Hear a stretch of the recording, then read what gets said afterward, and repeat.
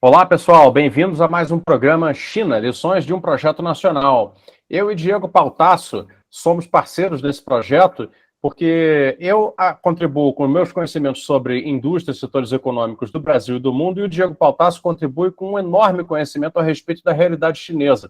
Nossa ideia nesse programa é trazer para você informações sobre a maior economia do mundo, pelo menos em índice de crescimento, e será a maior economia do mundo ao longo desse século, com um projeto completamente inovador de desenvolvimento que dá lição para o planeta, mas com vídeos curtos e linguagem compreensível, diferente da maioria dos conteúdos sobre China que você vê na internet brasileira.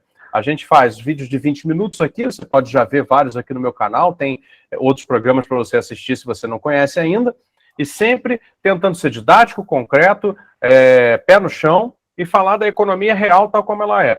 Hoje nós vamos tratar, eu e o Diego Pautasso falaremos a respeito da agropecuária chinesa.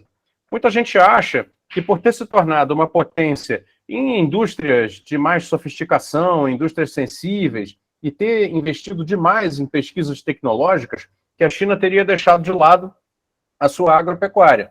Mas isso é falso. O Diego vai explicar para a gente como os dois processos estão andando concomitantemente. A China se torna uma potência econômica com poder geopolítico de fato, desenvolvendo-se industrialmente, mas também dentro do seu campo, dentro da sua fronteira agrícola e implementando tecnologias. Diego, o que você pode comentar para a gente a esse respeito? Quer dizer, o pessoal acha então que potência agrícola é o Brasil, mas na realidade a China, com toda a sua potência industrial, também é uma potência agropecuária. Obrigado, bem-vindo. O que você pode comentar a respeito? É uma satisfação voltar aqui a conversar contigo, e acho que esse tema é muito instigador, Fausto, porque, de fato, a China é associada a um grande importador de commodities, de bens alimentares, agroalimentares do Brasil, e, de fato, também é um grande importador. O que poucas pessoas sabem, inclusive entre especialistas, pessoas que estudam geografia agrária ou que estudam China, que a China é a maior potência rural em termos de nome, de quantidade, né? O valor avaliado em 2020 é em torno de algo como 1,5 trilhão. Isso é mais ou menos 10 vezes o valor estimado da produção brasileira. A China, além de o maior produtor rural, é o sexto maior exportador mundial de alimentos. E aqui tem um dado muito importante. Há uma tendência de crescimento acelerado dessa produção rural chinesa. Nas últimas décadas, tem se expandido tanto a produção de carne quanto a produção de grãos, frutas e hortifruti, em parte justamente por isso, porque à medida em que a China se urbaniza, né, embora ela perca a população rural proporcionalmente, o que está acontecendo é um drástico processo de aumento, de aprofundamento da capacidade tecnológica e, consequentemente, do aumento dos excedentes rurais, entendeu? E a tendência, na medida em que transborde para o campo essas novas tecnologias, é que aumente ainda mais a capacidade chinesa nesse setor. Você falou do Twitter recentemente a respeito de uns números de produção, por exemplo, de carne. Lá para 1980, a China produzia apenas em torno, se eu não me engano, de 10 milhões de toneladas de carne, e isso subiu mais de 8 vezes. Você pode recapitular esses números para a gente refrescar nossa memória? Vamos sim. Então, olha só, esse dado é muito interessante. Em 1980, a China tinha cerca de 80% da população rural, né? Hoje está na casa dos 35% a população rural. Veja o que aconteceu. Nesse período, em 80, a China estava produzindo algo como 14,5 milhões de toneladas de carne, era o terceiro do ranking, atrás dos Estados Unidos e da União Soviética. Os Estados Unidos, na época, produzia 24,4. Em 2018, a China chegou a mais de 88 milhões de toneladas. Para ter uma noção, isso é 2 vezes a produção estadunidense, que está em torno de 45, e 3 vezes a produção brasileira, em torno de 30. Esse é o dado de 2018. Mas o mais interessante, que corrobora o argumento que a gente estava desenvolvendo, né, é que em 10 anos, entre 2008 e 2018, cresceu 14 milhões de toneladas, né? Então, num espaço muito curto, ela cresceu aquilo que ela produzia em 1980, e cerca da metade da produção atual brasileira, entendeu? Então, é um crescimento exponencial. E, de novo, quanto mais transbordar para o setor rural as novas tecnologias, maior será a eficiência produtiva, maior será a produtividade e maior será o excedente. E o Brasil, que cada vez mais se primariza, né, Fausto, que é um tema que a gente discute muito, estou especialista na temática da industrialização, mas o Brasil corre o risco, inclusive, de perder espaço na produção rural. Você trouxe esse tema que realmente me toca até emocionalmente, sabe? Como que, na realidade, a China consegue? Porque você vê a população rural da China diminuindo, assim como também no Brasil. Só que, comparativamente, começa a haver uma boca de jacaré se abrindo aqui, porque a nossa produtividade agrícola, apesar de crescer, é acompanhada por uma perda de tecido industrial muito pronunciada. Ao contrário, na China, as duas coisas crescem simultaneamente. E, ao mesmo tempo, você tem o êxodo rural para as cidades, né? Sai gente das áreas rurais e vão para as cidades. Ora, se ambos os setores econômicos crescem simultaneamente, com a transferência da população acontecendo tal como acontece no Brasil, me parece que o pé desse tripé que está diferente é o pé da industrialização, porque lá, né, de alguma maneira eles conseguem, e eu queria que você comentasse isso, aproximar o desenvolvimento industrial do desenvolvimento agrícola. Como se dá isso, né? Porque no Brasil nós não fazemos essa parte, né? Como se dá esse elo, esse encadeamento entre desenvolvimento industrial nos grandes polos, nas grandes áreas urbanizadas e o desenvolvimento do campo, Diego? Perfeito, Fausto. Veja bem, acho que há um consenso, pelo menos em boa parte dos autores heterodoxos, desenvolvimentistas, de que não existe desenvolvimento sem adensamento das estruturas produtivas, portanto, dependente exclusivamente de commodities.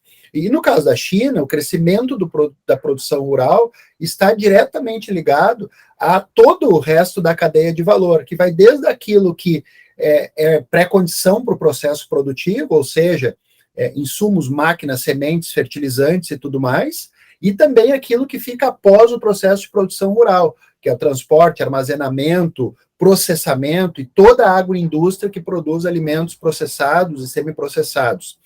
No Brasil, e isso é muito claro, o Brasil tem se concentrado cada vez mais no âmbito interno à porteira, ou seja, na produção rural em si. E todos os setores industriais que apoiam a produção rural ou que processam a produção rural têm sido desnacionalizados. O caso dos fertilizantes é emblemático. Até os anos 90, o Brasil tinha relativa soberania na produção de fertilizantes. Dos anos 90 para cá, as nacionalizadas, né? E aí o que aconteceu é que hoje o Brasil importa em torno de 85% do NPK, absolutamente dependente. Um insumo fundamental que dispara, né? Isso impacta toda a cadeia de alimentos, sobretudo num contexto de guerra como esse. E isso é inadmissível para uma potência exportadora de alimentos e produtora como o Brasil. Exato, é que a gente chega no coração do nosso problema, né? Quer dizer, a gente tem um setor agropecuário que ficou pujante, todo ele baseado na aplicação de inovações e tecnologias e insumos mais sofisticados provenientes de fora do país, né? A gente perde a oportunidade de usar o agronegócio como um grande motor de desenvolvimento tecnológico, industrial e de serviços e de outras coisas, né? Para além da atividade intrinsecamente agropecuária. Isso que o Diego explicou é muito verdadeiro. Veja só, a atividade em si da agropecuária é basicamente plantio, colheita, né, exportação. Agora, para realizar isso com a produtividade que os nossos grandes fazendeiros, né, conseguiram ter, é necessário aplicar uma enorme quantidade de químicos, uma enorme quantidade de fertilizantes, uma enorme quantidade de, por exemplo, medicina veterinária, para o caso das diferentes pecuárias, não é verdade? Para as granjas, né, dos casos das aves. Assim como também você vai precisar utilizar adubos e também outros processos químicos e bioquímicos antes do plantio, antes da colheita. Além, naturalmente, de todo o processo de defesa agrícola, que é aí o uso do pesticida, que aqui no Brasil existe um certo abuso até, mas independente de entrar nesse aspecto, né, é algo necessário você usar o pesticida para fazer o controle da produtividade da sua terra. Agora, uma coisa que é mais marcante ainda perceba como, se você colocar nessa equação os implementos agrícolas, que são aqueles equipamentos especialmente desenhados para fazer o arado da terra, para fazer a alimentação e a semeadura da terra, depois fazer o revolvimento para oxigenação da terra, a implementação de insumos e fertilizantes na terra, o próprio a aspersão de fertilizantes e pesticidas por avionetas. Tudo isso engloba uma enorme quantidade de máquinas e equipamentos que o Brasil já não produz, né? Lembrar, por exemplo, aqui nós temos uma empresa que é até uma das poucas indústrias grandes que restaram no Brasil, que é a Jacto, ainda fabrica diversos modelos de equipamento para a agricultura, de diversos, né, segmentos dela, porém, ela não consegue ser líder nem no próprio país, né? O Brasil é muito mais um consumidor de máquinas John Deere e Massey Ferguson, quando, na verdade, tem dentro do território uma fabricante de equipamentos agrícolas que poderia se tornar, aí sim, uma John Deere brasileira, né, que vendesse para o mundo inteiro. Ou seja, é uma perda de oportunidade tremenda você ter um setor que, da porteira para dentro, ali no plantio da soja, no plantio do café, da laranja, né, enfim, de outros produtos agrícolas, de milho, né, que o Brasil tem relevância, não consegue utilizar isso a partir de uma lógica de encadeamento, né, que é isso que o Diego está colocando. E aí, voltando para o caso da China, quer dizer, eu queria que você citasse um bocado como que as empresas industriais chinesas, quais setores, né, se pudesse citar algum nome, quais dessas empresas estão associadas e alimentam e também se alimentam do agronegócio chinês.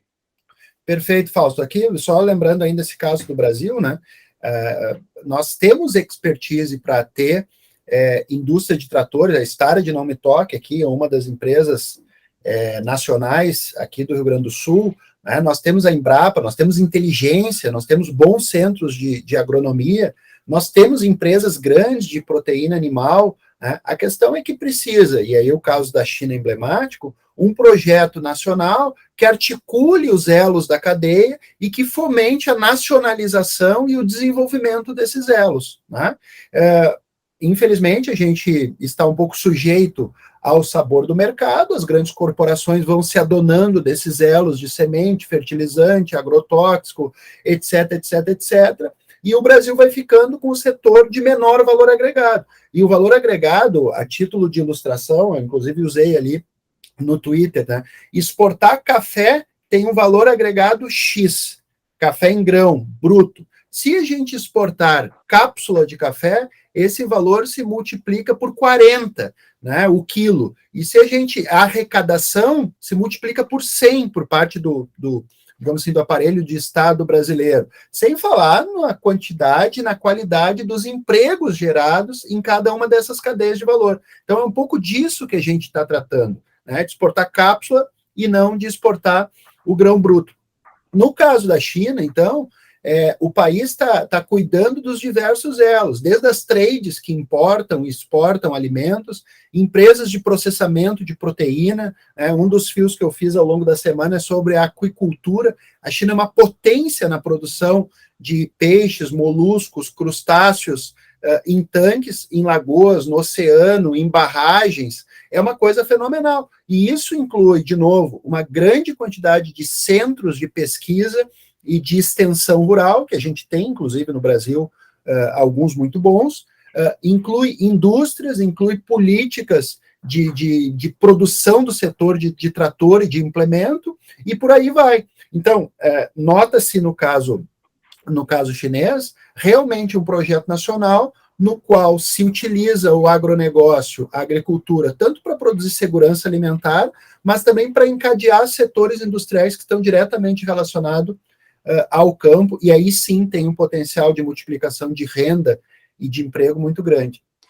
O que é fundamental também, né, Diego, da perspectiva demográfica e populacional, porque todo mundo sabe que o processo de desenvolvimento tende a carregar população em massa do campo para a cidade. É uma característica dos processos de desenvolvimento. Mas na China, até pela população ser excepcionalmente grande, para mais de 1 bilhão de pessoas, esse processo precisa ser bem administrado. Então eu fico imaginando o seguinte, enquanto no Brasil você tem um agronegócio que, pela sua própria característica de não se encadear com mais nada, né, praticamente expulsa pessoas do campo, e essas pessoas vão para as cidades brasileiras, onde hoje se concentra para mais de 80% da população, né?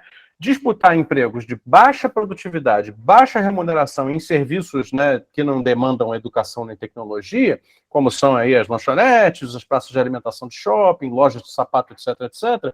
Enquanto isso, na China, esse processo parece ser controlado, porque ao mesmo tempo que a população que sai do campo para a cidade encontra condições, porque o desenvolvimento industrial e de serviços está acontecendo, por outro lado, no campo, como retroalimentação desse mesmo processo, também se encontram condições para se permanecer lá, né? Porque o campo está industrializado, a área rural, a economia rural está sofisticada. Queria que tu comentasse como é que eles equilibram, né, esse movimento populacional dentro dessa dinâmica econômica de ambos os setores se desenvolverem simultaneamente. A urbanização chinesa tem sido rápida, passou, como eu disse, de 20% em 1980 para 65% na atualidade. Só para a gente ter uma ideia, nesse período, 650 milhões de novos cidadãos urbanos passaram a morar em cidade, então a gente calcula a quantidade de emprego, de habitação, de transporte, de saneamento necessário para abastecer essa população, e isso só é feito com políticas que simultaneamente modernizem o campo, mas criem as condições na cidade de emprego e renda. E para isso você precisa que o setor rural seja não apenas produtivo, mas seja função do desenvolvimento industrial, que é o que a gente estava comentando antes. No Brasil, ao contrário, a gente tem tido um ganho de produtividade, uma modernização do campo muito eficiente. Só que esse êxodo rural rebateu na cidade sem a devida infraestrutura, sem o devido crescimento industrial capaz de absorver essa população, e o rebote, obviamente, é um processo de favelização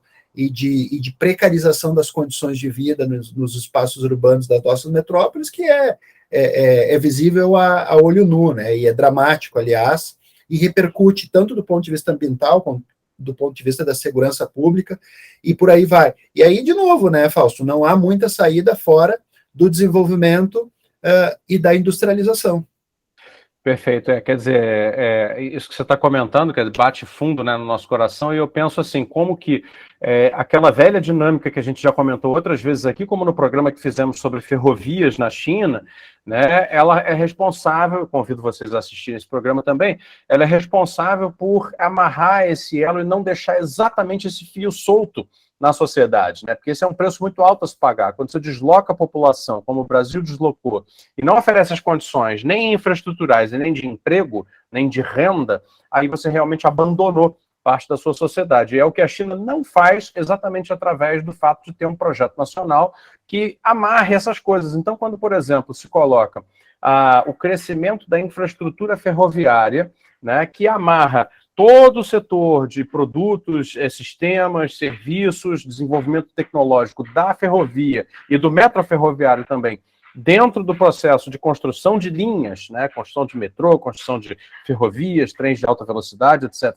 Isso tudo faz parte de um cluster que dá apoio ao processo de transporte da população rural, transposição, melhor dizendo, da população rural para urbana.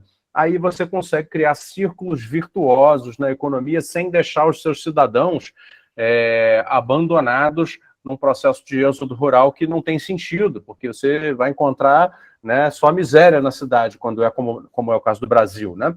Enquanto que lá não. Lá, por ter planejamento econômico, por ter um projeto, por ter uma economia aqui que o Estado ativamente coordena e mobiliza, o cidadão acaba se deslocando com segurança, né, da vida rural para a vida urbana. Diego, quer fazer algum comentário final a respeito? Só mais um que eu acho que amarra muito a essa questão do transporte, é a questão, por exemplo, habitacional, né? Se tem um êxodo rural e tem uma política habitacional relacionada à política de emprego, você consegue administrar o crescimento da cidade de maneira ordenada. E a China pode ter áreas de cortiço, áreas empobrecidas, mas o processo de favelização na China não ocorre, né? Em parte por uma política habitacional, né, muito consciente, muito abrangente para dar conta desses 650 milhões de pessoas. Se nós olharmos de novo, fazendo mais um paralelo com o Brasil, nós tivemos o BNH e depois da redemocratização, só o Minha Casa Minha Vida. Nós ficamos 20, 30 anos praticamente sem nenhuma política habitacional